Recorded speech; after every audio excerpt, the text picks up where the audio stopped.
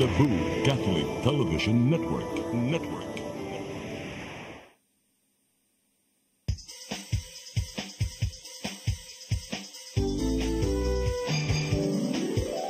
Hello Cebu, maayong buntag. Nagsunta ang kahayan nga nagsulit sa matuod, nadagan sa panghitabo. Hello Cebu, maayong buntag Pinoy.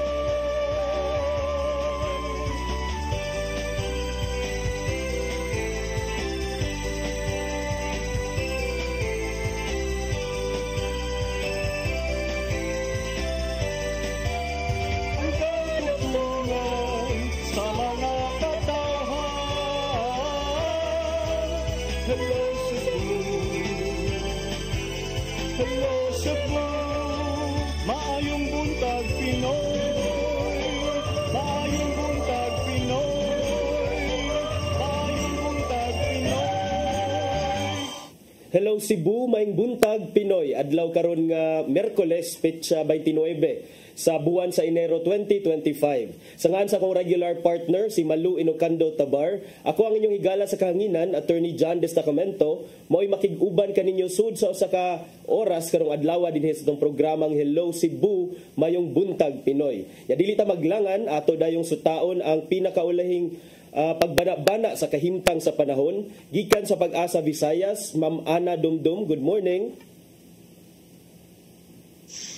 Yes. Good morning, ma'am. Good morning, sir. And more kinatong latest weather forecast karong adlaw.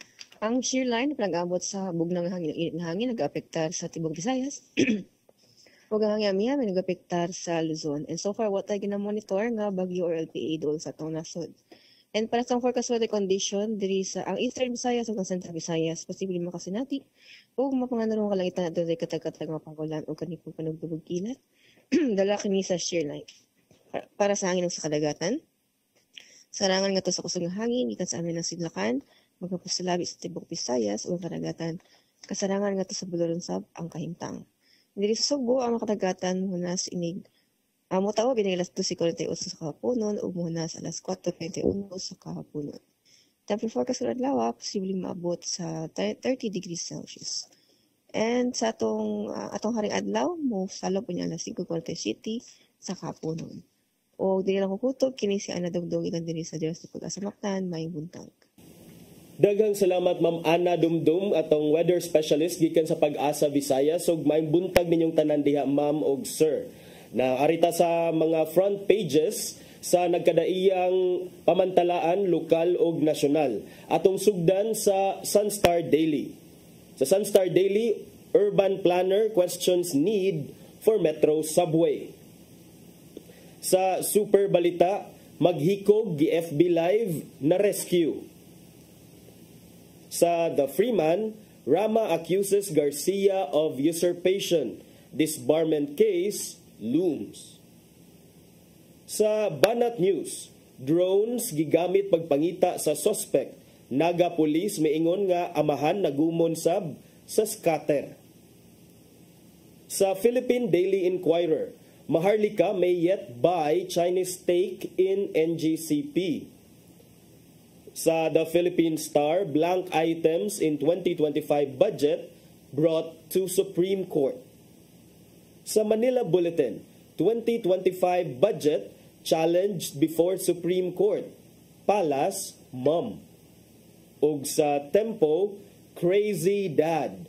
Coconut vendor hacks wife, 2 children to death in Cebu. Mao kadto ang mga balita or mga front pages sa local ug national nga mga newspapers. Sa atong pagbalik, atong liilion ng mga balita nga nahipos sa atong CCTN News Department. Please stand by. Hello Cebu, hello Cebu, maayong buntag Pinoy, maayong buntag Pinoy, maayong buntag Pinoy. Discover the beauty of the Philippines.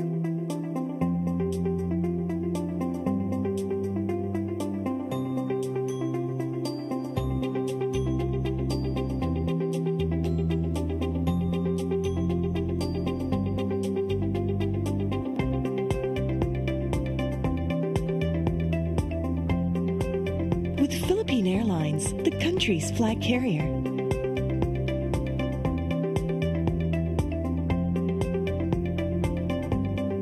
The airline that lets you feel the warmth of the nation.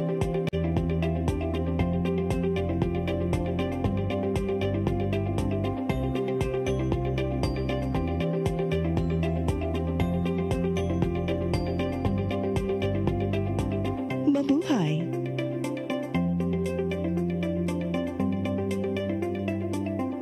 Oops! Bag-o na ang itsura sa atong speed powder detergent. Mas gi pa maayo, mas gi pa epektibo pa ang iyang formula kaysa kaniadto. Paspas kaayo ang paglaba, malimpyo ug humot pagyud ang mga sinina. Mao nga sa among pamilya, kumpiyansa kaayo mi sa among labada. Barato na, nindot pagyud ang kalidad. Sulayin na, kay ato ni Bay, a product of Well-Made Manufacturing Corporation. Welcome to CCLEX, the future of toll bridges, where safety, convenience, and cutting-edge technology come together seamlessly.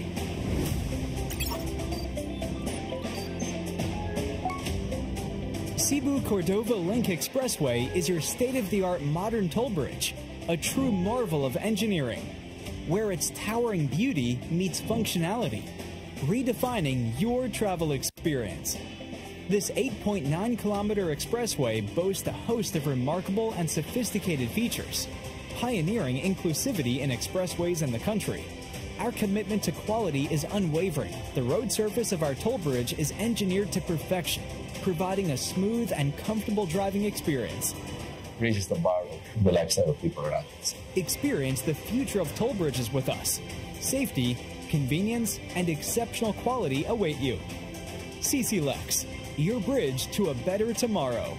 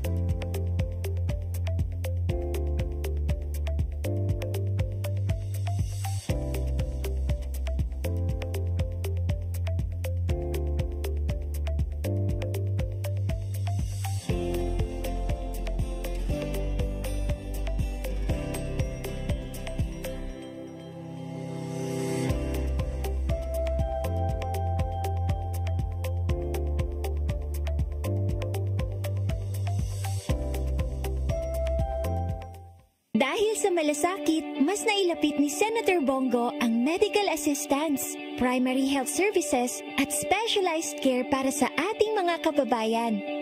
Sa malasakit, prioridad ang edukasyon para sa mas magandang kinabukasan. Samahan pa ng sports, panalo ang kabataan. Bunga ng malasakit ang pagbigay lakas sa mga lokal na negosyo at mas maayos na trabaho. Sa malasakit, serbisyong may puso, kalinga at proteksyon para sa mga OFWs nasaan man sila sa mundo. Maraming nagagawa at nararating ang malasakit. Para kay Senator Bongo, ang ating Mr. Malasakit, bisyo ang more serbisyo. Kalamig sa lechon! Di ninyo palita! Dito sa Lolo Soy's Lechon! Lolo Soy's Lechon House. Damian na, barato pa. Diligin mo magmahay. Dali na!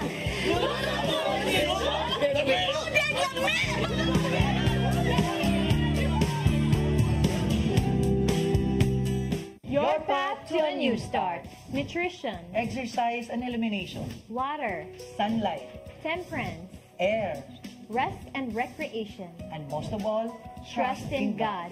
Learn from our doctors. Be blessed by the testimonies of our overcomers. Ang inyong programa, Alam sa may sakit, walay sakit, ug dili ganahan magkasakit. OzoneMed Wellness Clinic New Start. Napapanood every Saturday 8 to 9 a.m. Dinhilang sa CCTN Channel 47. New Start, OzoneMed Health and Wellness Talk. Bisitaha ang OzoneMed Wellness Clinic na himutang sa BPI Cebu Corporate Center, Luzon Avenue, corner Archbishop Reyes Avenue, Cebu City. Hello Cebu, maayong buntag Pinoy, maayong buntag Pinoy, maayong buntag Pinoy. Balik ta sa Hello Cebu, maayong buntag Pinoy. O karon sa atong mga balita.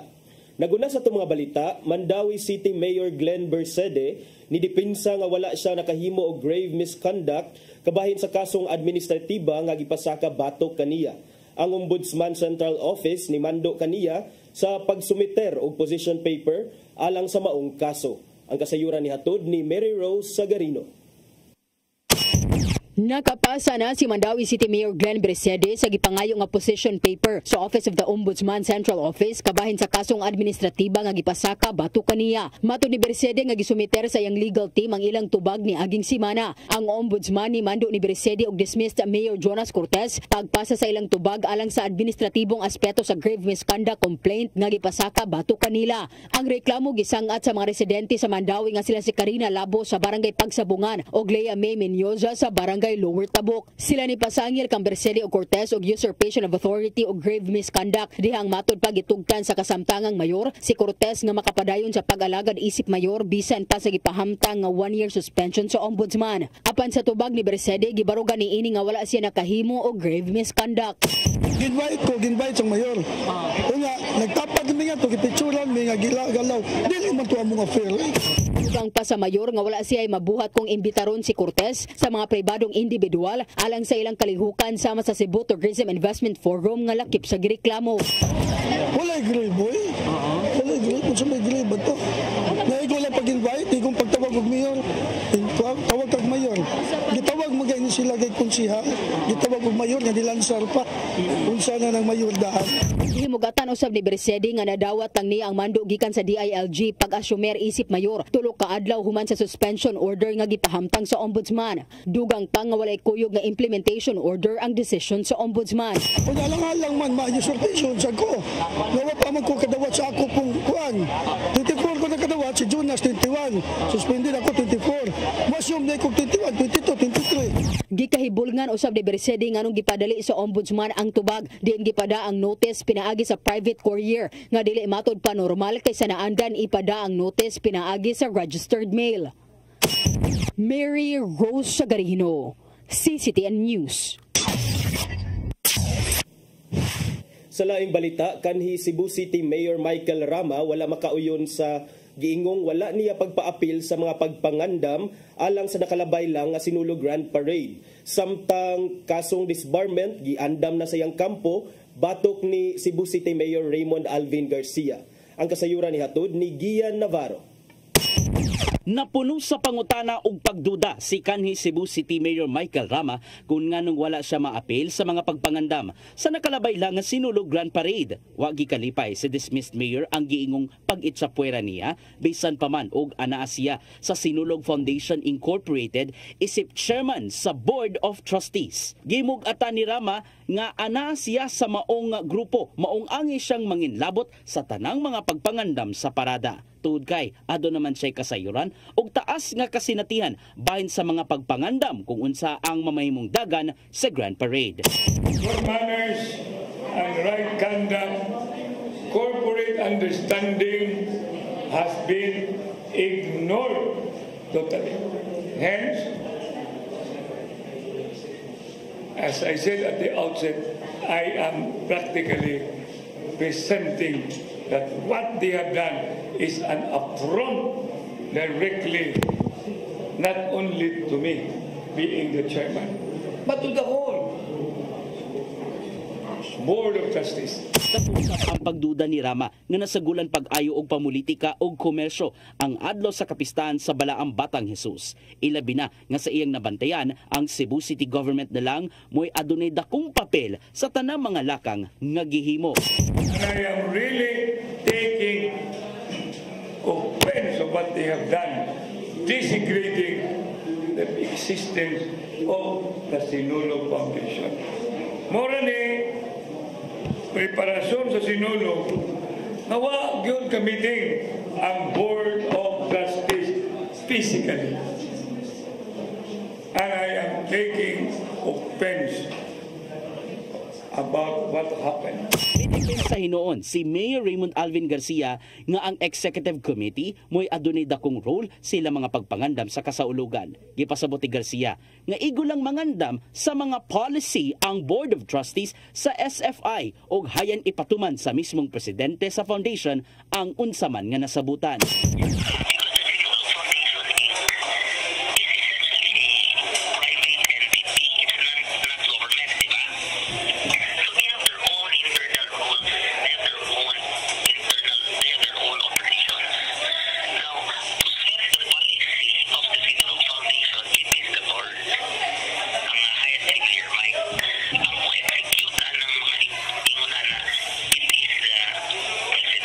Dungan sa pagpamugos nga siya gyapon ang elected mayor sa Dakbayan sa Sugbo og nahumana ang iyang suspension period, buot ang kampo nilang Rama nga moduso og disbarment case batok ni Garcia. Tungod kini sa giingong pag-asumer sa posisyon nga walay igong dokumento. Mayor ka, lahi ordinance, niya ang cockfighting has to be allowed by the city council. And if and when, ibalo magwala kay ako may amahan na natang-ordinansa.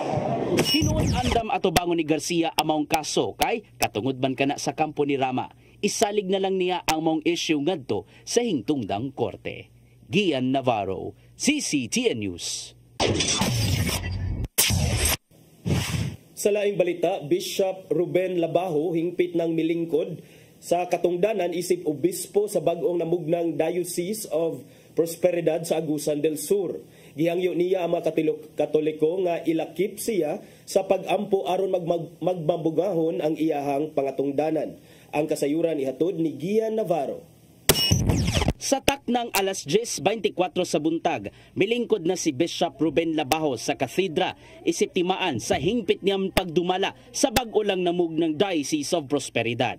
Gisaksihan sa mga kaparian, kaobispuhan o katawhan ang canonical procession o solemn installation ceremony karong adlaw sa St. Michael the Archangel Cathedral sa Agusan del Sur. Gikan kini sa formal nga deklarasyon sa bag-ong diocese diin himong sentro ang mong simbahan sa lungsod sa Prosperidad hangtod na sa pagdumala na ni Labajo sa pwesto.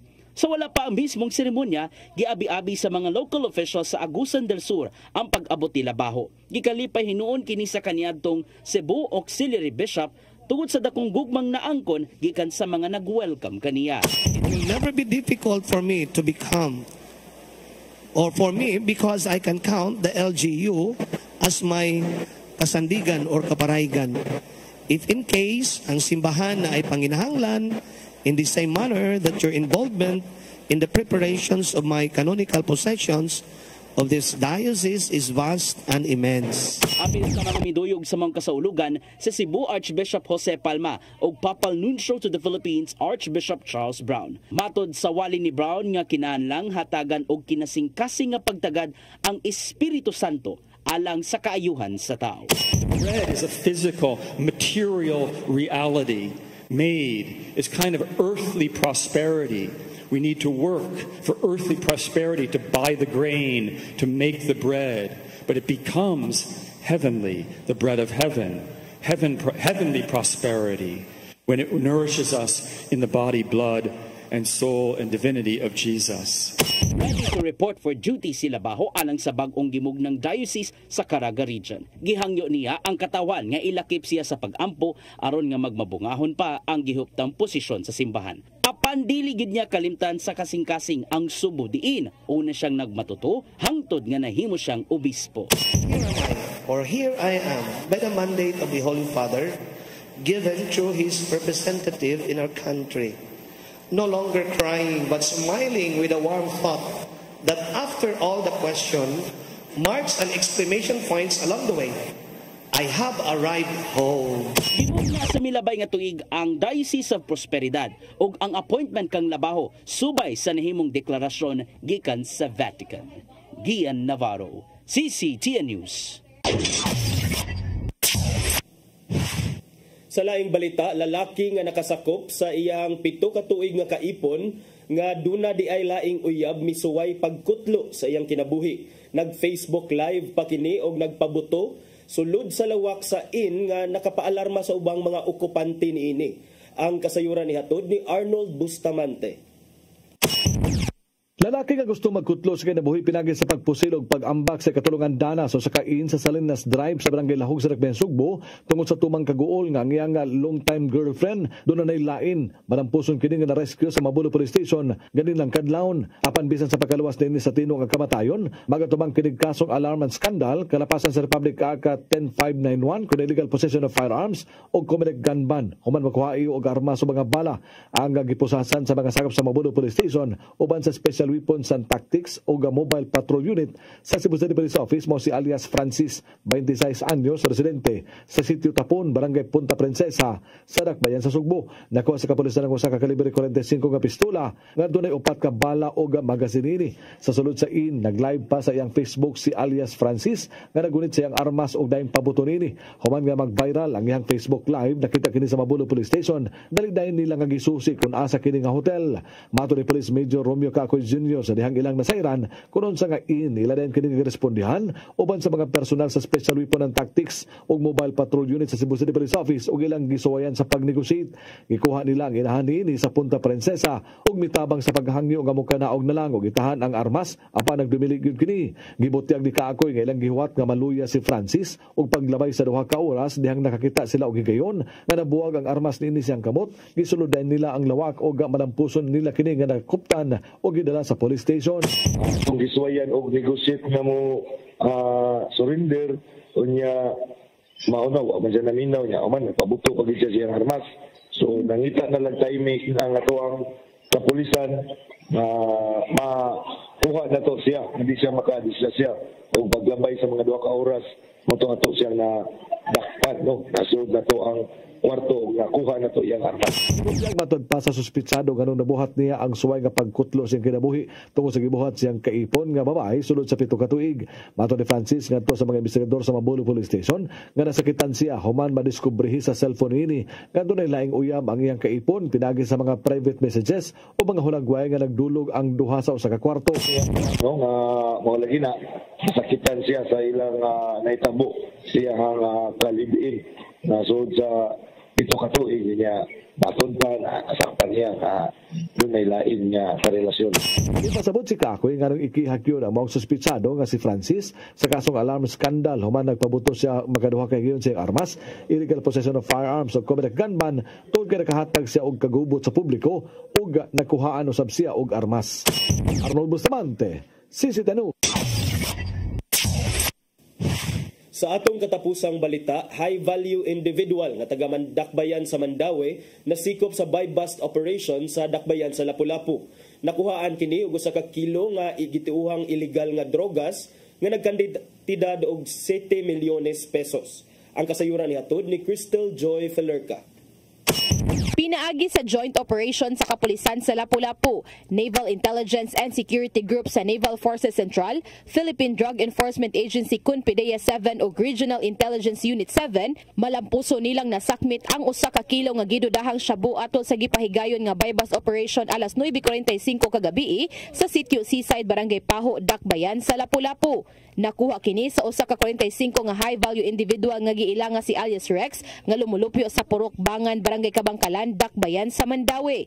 Ang nasakmit nga illegal nga drogas nga gipang repack na nga daan ni timbang og 1,025 grams nga nagkantidad og 6,970,000 pesos. Matod ni Police Lieutenant Colonel Christian Torres, ang spokesperson sa Lapu-Lapu City Police Office, nga magtagakay ang suspect sa Tri-Cities apan dili ra hinuon binulto. Nibutyag usab si Lieutenant Colonel Torres nga una nang nadakpan ang asawa sa suspect sa dakbayan sa Mandaue, duha na kasimana ang milabay maong na under surveillance si alias Rex. Ug human sa usa ka semana nga pagmonitor, malampuson siyang nasikop. I-monitor man ni siya pagdakop sa iyang wife kaya naay sa ato ang intel report na possible ani ang iyang kaning suspect na to karon ng padayon sa transaction kaya naman siya contact sa mga supplier nila. Apan matod ni alias Rex nga usa na katuig sukad na dakpan ang iyang asawa. Wala siya trabaho ug nahadlok na siyang mangita tungod sa iyang gibating kahadlok sa iyang seguridad. Ang guna sa una pag dalaw na ko masawa dito sa Mandaue paggawas na ko pick up ko nila. Ibunog pa jugog maayo, torture ko ipakorintihan. Iti na ko bunog ga. Nga mo nang mahadlok na ko mangitag trabaho, kuyawan ko ba? Tungod sa kawadon, napugos siyag sulod sa mong matang sa trabaho. Siya ni Butyag nga kagabi mo ay permero niyang transaksyon bugti sa 10,000 pesos. Ya ako napugos lang ko nang tungod sa kawadon ba? Ako di man to giyukuhan ni. Nago ko yung mga bata upat ka buok. Matod niyang igo lang siyang gisugo sa pagtagak sa mong drogas, apan gikatingala niyang mga otoridad na ang iyang gikaatubang. Ang dinakpan mag-atubang og kasong kalapasan sa Section 5 ug 11 sa Republic Act 9165. Crystal Joy Filerca, CCTN News. Mao kadto ang mga balita nga nahipo sa among CCTN News Department, pinanguluhan sa among news manager nga si Sir Dennis Tabar. Inyo katong mga nakita kaghapon sa atong mga balita sa Saire 47. Unya sa atong pagbalik mga pagisgot-sitsgot, please stand by. Hello Cebu, maayong buntag Pinoy, maayong buntag Pinoy, maayong buntag Pinoy. Oops! Bag-o na ang itsura sa atong speed powder detergent. Mas gipamaayo, mas gipa-epektibo pa ang iyang formula kaysa kaniadto. Paspas kaayo ang paglaba, malimpyo ug humot pagyud ang mga sinina. Mao nga sa among pamilya, kumpiyansa kaayo mi sa among labada. Barato na, nindot pagyud ang kalidad. Sulayin na kay ato ni Bay, a product of Well-Made Manufacturing Corporation.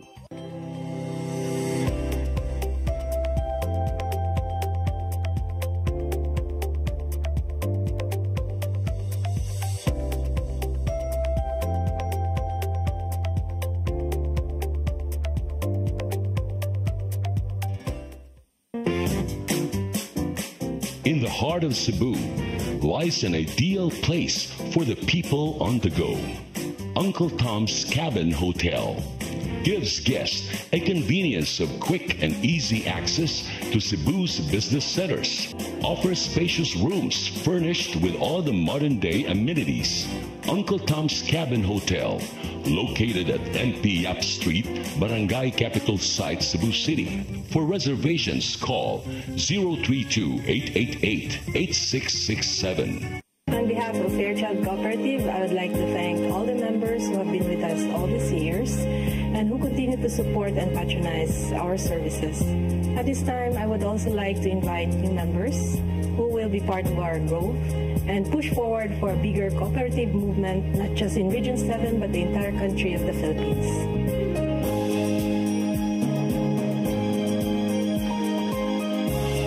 Fairchild Cooperative. Your cooperative, your community, your partner for life.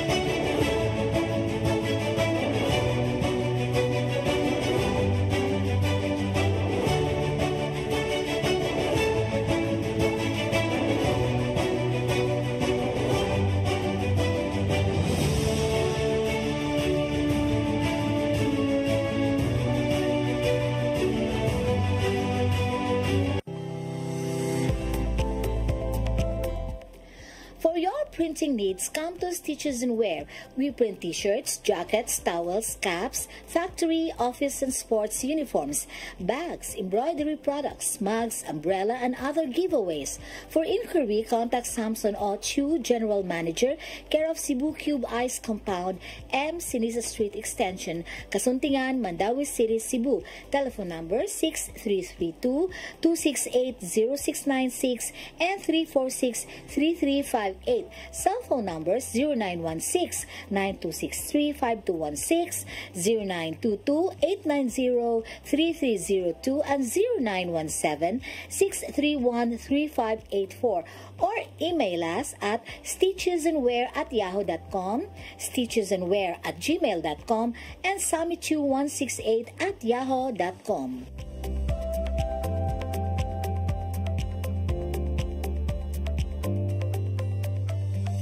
Let your appetite be just right at Sixto and Bening Meat Store. Sixto and Bening Meat Store specializes in chorizo, tocino, beef, and pork tapa. Sixto and Bening Meat Store is located at stall number 4849, Unit 1, Meat Section at the Carbon Public Market, Cebu City, with telephone numbers 256-1581 and 259-6569. It's the place where you can find the best meat deal in town. Buying your fresh meat at a low price? Come to Sixto and Bening Meat Store. Kung chicharon ang sumsuman, snack o pangsudan, Chilen ang anging banatan. Chilen Chicharon, available at SM Supermarkets and Hypermart Metro Manila. Also at Guadalupe Corner, Envelas and V. Rama Street, and at 078 M. Pacanya Street, Tisa, Cebu City. Ask for more if you can taste the flavor of Chilen Chicharon. Chilen Chicharon.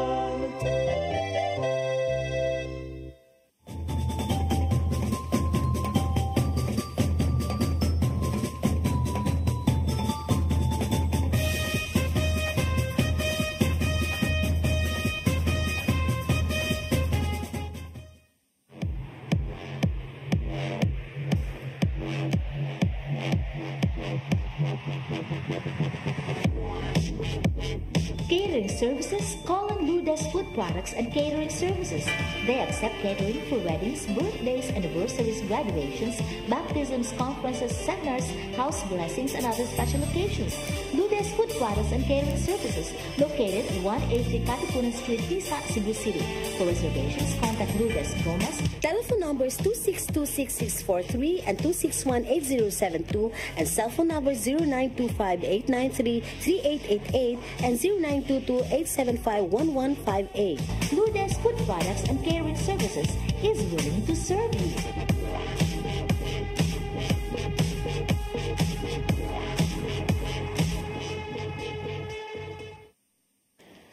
RAJ Laurente Construction and Development Philippines, General Contractor, General Building, General Engineering, Planning and Development, Electromechanical, and Consultants in Surveying and Mining. RAJ Laurente Construction and Development Philippines is located at MCRA Lawaan Uno, Talisay City, Cebu, Philippines. Owned and managed by Engineer Roger Laurente, Engineer Annie Laurente, Engineer Rodney June C. Laurente, and Engineer Ronel Jan C. Laurente.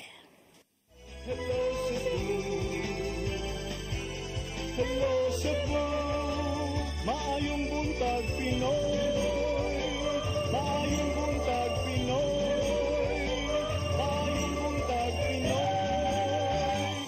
Balik ta sa Hello Cebu, maayong buntag Pinoy. Arita sa itong mga paghisgot-hisgot karong buntaga mga kaigsuunan, unahon na itong paghisgot kining nakascore ang kampo ni Vice President Sara Duterte kay gibasura man sa prosecutors ang katong reklamo nga direct assault o disobedience batok kaniya og sa iyang head sa iyang security. So ang opisina sa Quezon City Prosecutors mi basura kini sa mga kasong direct assault, disobedience to authority o grave coercion nga nakalatid sa revised penal code against nila ni VP Sara o sa iyang head sa iyang security detail nga si Colonel Raimundo Dante Petina Lachica. Ato mainumduman nga ang kining mga string of cases mga kaigsuunan tungod kini atong insidente bitaw dito sa Veterans Memorial Medical Center last year at the height atong giimbestigaran ang DepEd Chief ang si VP Sara as DepEd Chief o iyahang mga opisina or mga opisyalis sa Department of Education kabahin sa giunsa nila paggasto ang pondo sa VP Vice President's Office o sa Department of Education. Atong mahinumduman nga dunay komosyon sulod sa medical and dental unit sa maong ospital sa Veterans Memorial Medical Center kay giingon man nga gitukmod kuno or gitukmod sa security detail ang pulis, ang usa sa mga pulis nga mga maoy complainant niining maong kaso, si Quezon City Police District Lieutenant Colonel Van Jason Villamor. Mao kuno ni siya ang gitukmod sa chief sa head of security ni VP Sara. Mao ni atong time nga murag tuwa sa Veterans Memorial ang katong chief of staff ni VP Sara niya yang gibisita didto niya gusto nila nga ipa-transfer gikan sa veterans padung sa St. Luke's Medical Center ang iyahang chief of staff katong si Zulaika Lopez niya mao to nga nahitabo ang commotion as a result ato mga kaigsuonan dunay mga gisagpa sila og lain-lain nga mga kaso pero karon mingon ang Quezon City Prosecutor's Office nga walay igong basihan kuno kay walay prima facie evidence to indict them of such cases. Mao kani ang rekomendasyon sa prosecutor nga naghandle sa kaso. Nya ang maong resolution was already approved by the head or chief prosecutor si Vimar Barciliano. So ang alleged commission sa direct assault, disobedience to authority o grave abuse matud pa sa resolution nga wala man taw ni ebidensya ang inyong gihatag diri unsaon manamo pag indict aning inyong mga gipangreklamo nga it's not supported by evidence matud sa prosecutor. Bisan usa man lang ka mga witnesses ni Police Lieutenant Colonel Villamor kuno walay bisag usa ang mi-corroborate sa iyang claims regarding sa giingon nga pagpag-attack kaniya. Wala sa giingon nga walay ni corroborate sa iyang sa giingon nga employment of physical force, intimidation, resistance, disobedience, violence o threats. So matud sa Quezon City Prosecutor's Office mga igsuon ang kapulisan wala kini sila or they failed to narrate the encounter between the parties in their respective affidavits. So importante man gud ni nga ma-establish ang chain of events that led to the commission of the alleged crimes mga igsuon. Pero unfortunately for the prosecution in this case or sa mga reklamante or sa mga complainant in this case, wala kuno nila masubay, wala nila mapakita ang mga circumstances that led to the alleged grave coercion, direct assault, disobedience o grave coercion. So manay pong sa Quezon City Prosecutor's Office. Unya ang matud pasab sa resolution nga wala man lang gani sila nag-discuss sa behavior ni Lieutenant Villamor after the incident which could have persuaded the prosecutors that he was threatened and intimidated if at all. So the video footage, doon na may video footage nga gi-submit dito also negates his own mga claims kunog. So mao na nga wala may igong ebidensya, wala may igong kapasikaran sa mga kaso, mauna nga midesider ang Quezon City Prosecutor's Office nga ibasura ang kasong direct assault, disobedience to authority o grave coercion batok nilang Vice President Sara Duterte o iyahang Head of Security Detail na si Colonel La Chica. Nya subay anang maong balita, murang makapuntos na sad ni si VP Sara tungod kay di ba towards the end of 2024, grabe, patong-patong impeachment cases ang gi-file sa nagkadaiyang mga kampo against the Vice President. Ilahag yun itong gipaapas ang ilang mga reklamo. A total of 3 impeachment complaints ang nakapending karon diha sa ubos balay balaoranan nga nagpaabot sa aksyon sa mga kongresista. Pero kagahapon dunay mga balita nga ang mayoriya kuno diha sa ubos balay balaoranan murag miingon nga wala naman tay time nga mutuki ani mga impeachment complaint. So they are inclined nga dili na lang ni ipadayon or dili tukion or dili aksyonan kining mga impeachment complaint nga karon nakabinbin diha sa lower house. Kay ang majority block sa House of Representatives matud pa padung naman kuno sa mga final days sa 19th Congress. So murag for sheer lack of time, ambot lang ka kung tinuod ba ning lack of time or lack of something else.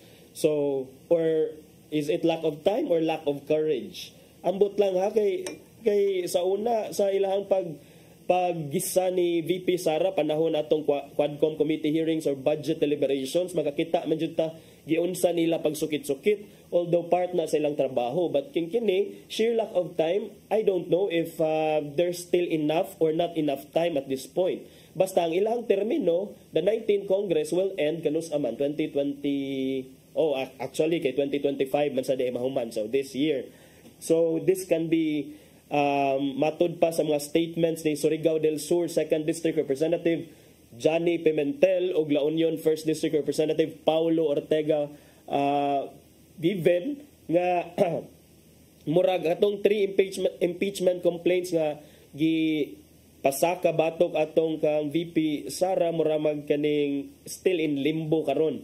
Kay matud pa ni Pimentel nga para niya wala nay material time to deliberate on the impeachment of Vice President. And for me sad, nindot sad nga dili haphazard ang investigation considering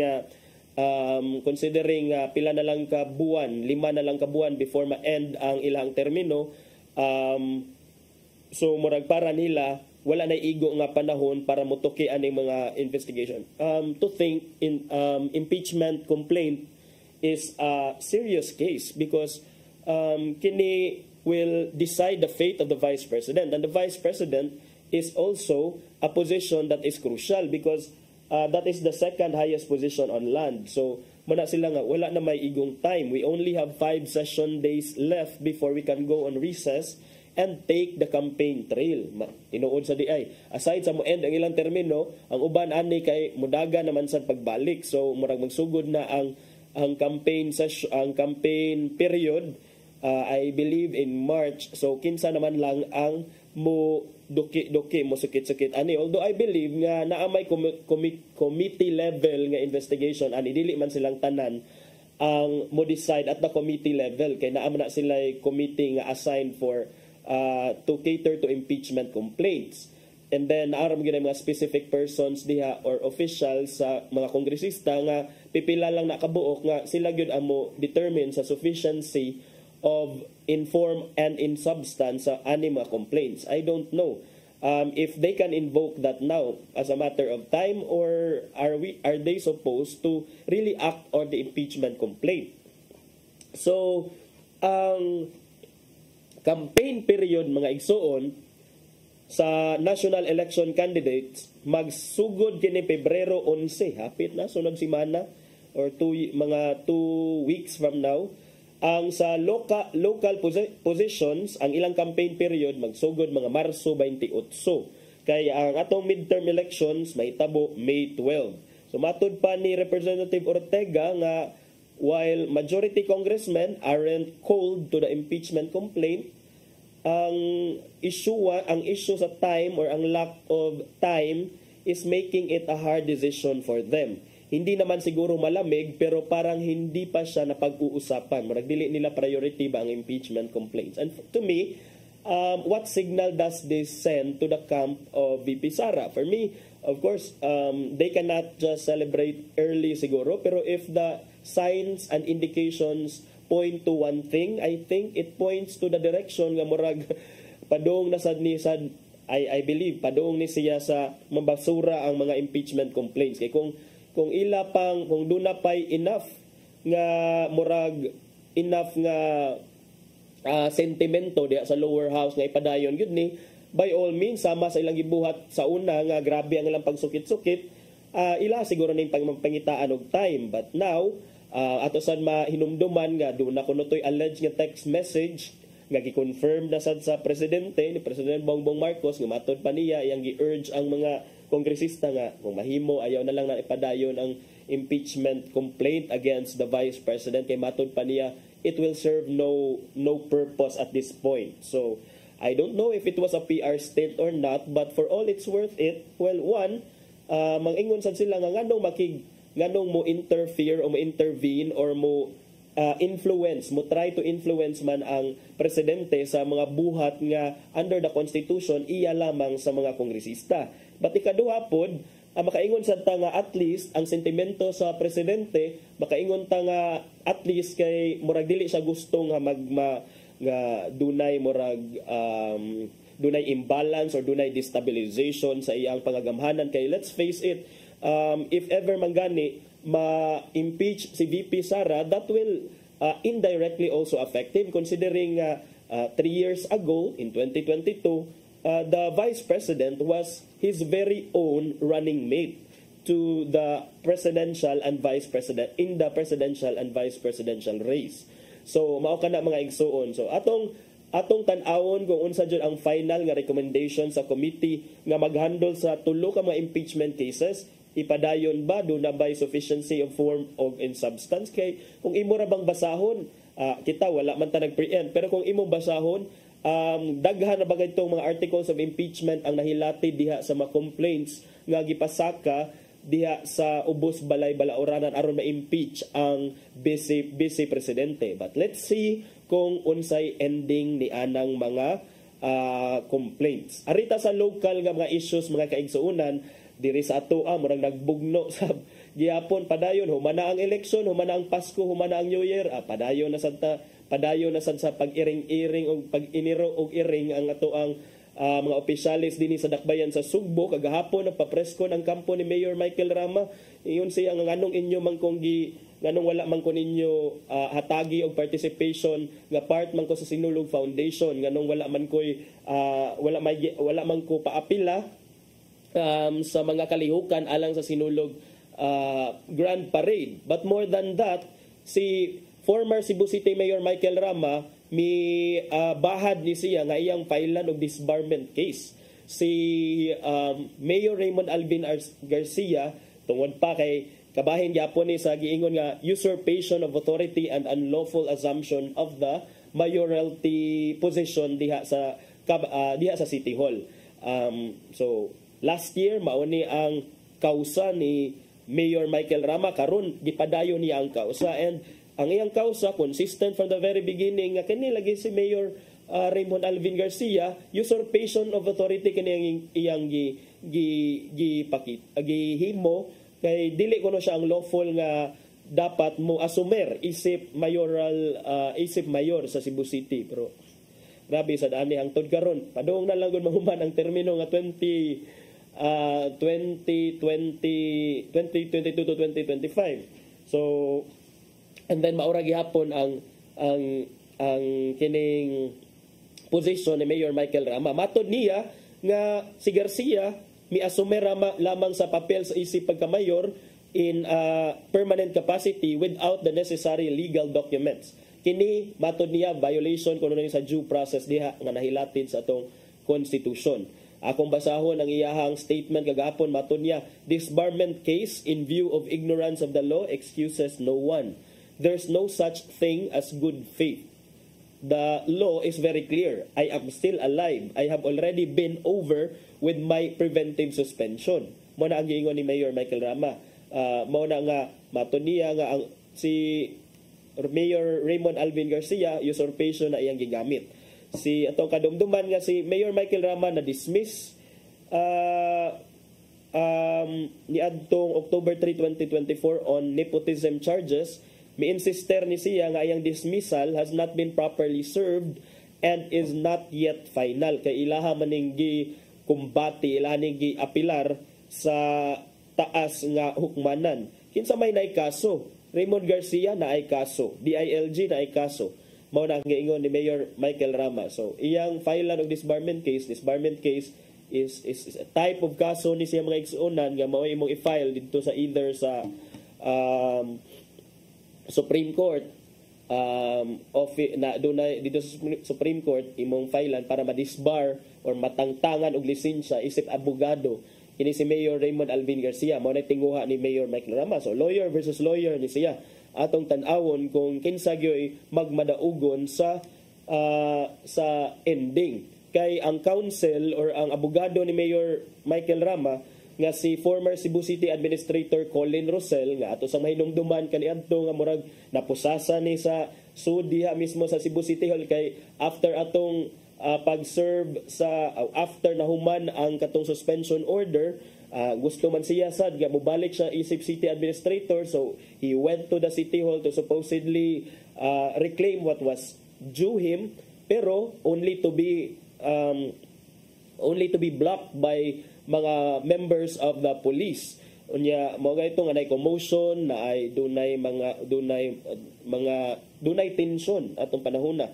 So si former Administrator Colin Rosel miingon siya nga ang pag-asumer ni Garcia sa mayoral post was not supported by proper documentation. So si manay pong niyasab niya si Rama o ang iyang team matud pa nag-andam na ni sila sa mga papeles o sa mga dokumento nga para sa disbarment case against Garcia for alleged violation of the law, including kining earlier controversy where Garcia reportedly allowed misugot ko ni ang mayor karon nga si Mayor Raymond Alvin Garcia nga ipadayon ng usa ka tigbakay or derby diha sa usa ka sikat nga or dako nga hotel, casino hotel resort diha sa South Road Properties, despite kuno the Cebu City Council nga mi-deny sa pagpahigayon sa maong derby. So kini siya atong tan-awon kung mo prosper ba ni ang disbarment complaint. But atong tan-awon kung mo prosper ba ang pag-file, kay before mo prosper ang kaso dapat na sa i-file. So atong paabuton ang official filing of disbarment case, and then hopefully sad mulurang-lurang na ni ang tension tali sa duha kay padung padung na sa kining election o kay padung man sa election murag mas maka-expect siguro ta nga mas munagan pa ni mga igsuon no kay mao man gyud ni ang kumbate nila. So naabot naman og election period, so isig ka kuan na lang ni sila labayanay og bato, labayanay og lapok. So in the end kita ang mga botante kita nalay mupili kung kinsa gyud aning mga nanagan sa posisyon sa pagkamayor sa dakbayan sa Sugbo maoy angay natong pilion come May 2025 sa election day, sa adlaw na mismo sa piniliay. So for now, murag init gihapon ang politika dinhi sa dakbayan sa Sugbo, pero at least mao magina siya part and parcel magina siya sa politics, di magina mawagtang kay murag magmingaw sang siguro, magsakit man siguro ilang buot kung walay kining politics nga involved. But sige lang, that's really part of life. Nya na pupos naman sa datong oras karong buntaga, pipila na lang ka minuto ang nabilin ato sang lilion kung unsay giandam ni Tatay Dodong Limchua nga pulong og kinabuhi.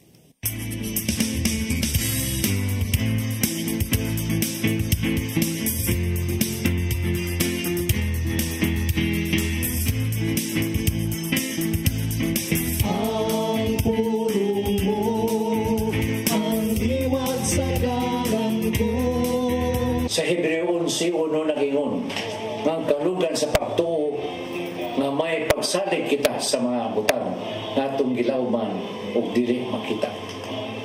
Usa kita gitawag nga magkinabuhi dili pinagi sa unsa atong makita, apan pinagi sa pagtuo. Kini ang kahulugan nga ang tanan natong buhaton bisan sa kalisdanan kita mupadayon tayo nining atong lakaw sa pagtuo. Magatubang man ug dakong pagsuway ang imong pagtuo ug pagsalig sa Ginoo, dili mawala ang magpabilin nga likod. Tiliwala sa kalisdanan, magpabilin ang imong paglaom tungod sa imong dakong pagsalig. Nga ang Ginoo dili gyud mo talikod kanimo. Kay sa Hebreo 13, 5 nga to sa 6 nagingon. Kay nagingod ang Dios. Dili ko gayud kamugbian ni talikdan. Busa magmay sugod kita ug moingon.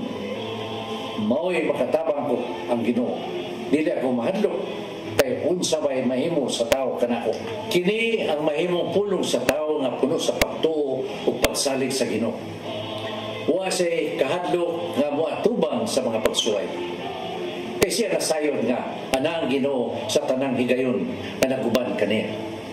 Busa andam siyang ihatag ang tibok tiyang kinabuhi sa pag-alagad sa Ginoo. Paigsoon, mo kini ang pulo nga naghatag og giya sa atong kinabuhi. Magampo kita.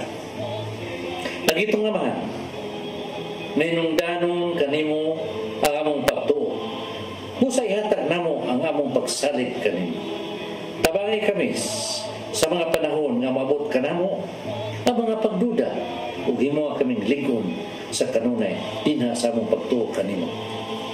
Amen. Salamat sa Ama, sa Anak, sa Espiritu Santo.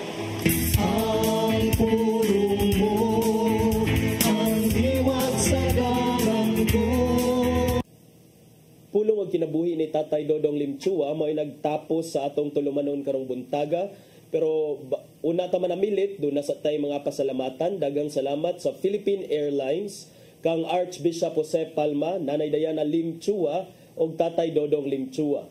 Nagpasalamat sa mi sa among news manager nga si Dennis Tabar, o atong kaubanan sa TOC, sila si Sir Robert, Ma'am Inday, Sir Matmat, Miss Mabel, o Ma'am Joanne. Kauban sab sila si Sir Michael, Sir Rodel, Sir Raymond, Sir Bruce, o Sir Ferdy. Daghang salamat.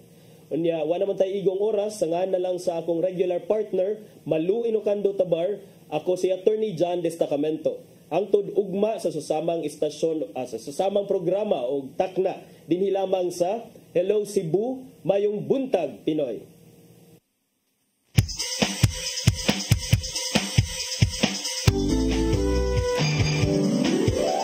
Hello Cebu, mayong buntag, nagsunta ang kahayag. Usa ka pagtuo, usa ka tingog, usa